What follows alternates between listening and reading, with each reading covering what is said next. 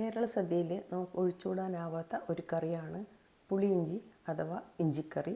ഇന്ന് നമുക്കിതെങ്ങനെ ഉണ്ടാക്കുന്നത് നോക്കാം.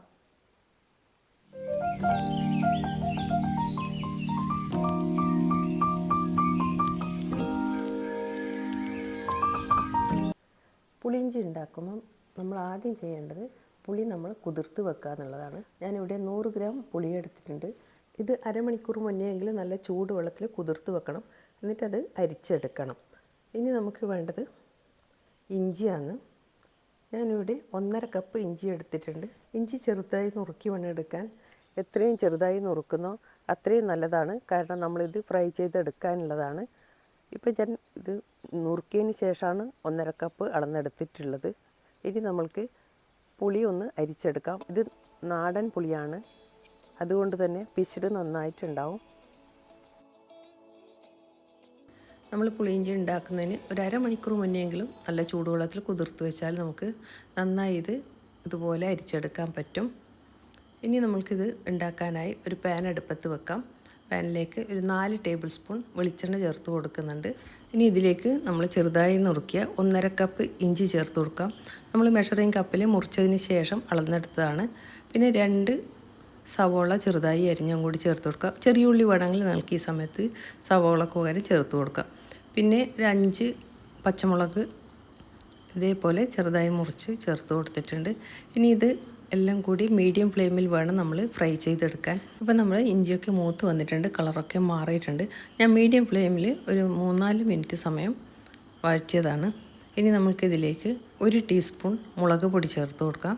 നമ്മൾ പുളിയിഞ്ചി ഉണ്ടാക്കാൻ പുളി എടുക്കുമ്പം എപ്പോഴും പഴയ പുളി എടുക്കുന്നതാണ് നല്ലത്. നല്ല പുളിയിഞ്ചിക്ക് നല്ല കളറുണ്ടാവും. മുളക് പൊടി ഒന്ന് മൂത്ത് വന്നിട്ടുണ്ട്. ഇനി നമുക്കിതിലേക്ക് മഞ്ഞൾപ്പൊടി ചേർത്ത് കൊടുക്കാം. 1/4 ടീസ്പൂൺ മഞ്ഞൾപ്പൊടി ചേർത്ത് കൊടുത്തിട്ടുണ്ട്. ഇനി നമുക്കിതിലേക്ക് അരിച്ച് വെച്ചിരിക്കുന്ന പുളിവെള്ളം ചേർത്ത് കൊടുക്കാം.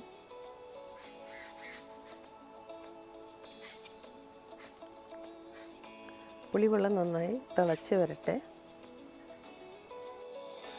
ഇനി പുളിവെള്ളം നന്നായി തിളച്ച് കുറുകി വരണം. നമുക്കറിയാമല്ലോ പുളിക്ക് നല്ല വേവുള്ളതാണ്. ഈ സമയത്ത് നിങ്ങൾക്ക് ശർക്കര വേണമെങ്കിൽ അലിയിക്കാൻ വെക്കാം. നല്ല ശർക്കരയോ അല്ലെങ്കിൽ ഓർഗാനിക് ശർക്കര പൊടിയോ ഉണ്ടെങ്കിൽ ഡയറക്റ്റ് ചേർത്ത് കൊടുക്കാം. ഇനി ഇതിലേക്ക് 1 ടീസ്പൂൺ ഉപ്പ് ചേർത്ത് കൊടുക്കുന്നുണ്ട്. ഇത് മതിയായില്ലെങ്കിൽ നമുക്ക് അവസാനം നോക്കിയിട്ട് അന്നേരം ചേർത്ത് കൊടുത്താൽ മതി. ഇനി ഇതിലേക്ക് 1/2 ടീസ്പൂൺ കായപ്പൊടി കൂടി ഇട്ട് കൊടുക്കുന്നുണ്ട്. ഈ പുളിയിഞ്ചി ഉണ്ടാക്കുമ്പം എപ്പോഴും പുളിയും ഇഞ്ചിയും തന്നെയാണ് മുന്നിട്ട് നിൽക്കേണ്ടത്. ഇനി ഇതിലേക്ക് ശർക്കര ചേർത്ത് കൊടുക്കാം. അതൊക്കെ അവരവരുടെ മധുരത്തിനനുസരിച്ച് ചേർത്ത് കൊടുക്കാം. ഞാനിവിടെ 150 ഗ്രാം ശർക്കരയാണ് എടുത്തിട്ടുള്ളത്. അതിലൊരു പീസ് ഞാൻ മാറ്റി വെച്ചിരുന്നു. ഇപ്പോൾ ഞാൻ മാറ്റി വെച്ചിരിക്കുന്ന ആ പീസ് കൂടി ഞാൻ ഇതിലേക്ക് ഇട്ട് കൊടുത്തിട്ടുണ്ട്. ഇപ്പോൾ പുളിയൊക്കെ നല്ല തിളച്ച് കുറുകി വന്നിട്ടുണ്ട്. ഇതൊരു 25 പേർക്ക് വിളമ്പാനുള്ള പുളിയിഞ്ചി ഉണ്ടാവും.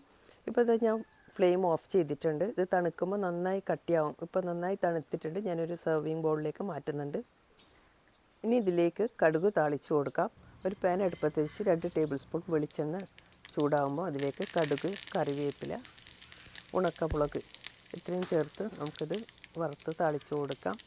ഇത് വേണമെങ്കിൽ നിങ്ങൾക്ക് ആദ്യം നമ്മൾ ഇഞ്ചി വറുക്കുന്ന സമയത്ത് അതിന് മുന്നേ ആയിട്ടും ഇതുപോലെ വറുക്കാം. ഞാൻ പക്ഷേ അവസാനമാണ് കേട്ടോ എപ്പോഴും കടുക് താളിക്കാറ്. അപ്പോൾ നിങ്ങൾക്ക് എങ്ങനെയാണോ ഇഷ്ടം അതുപോലെ ചെയ്യാം.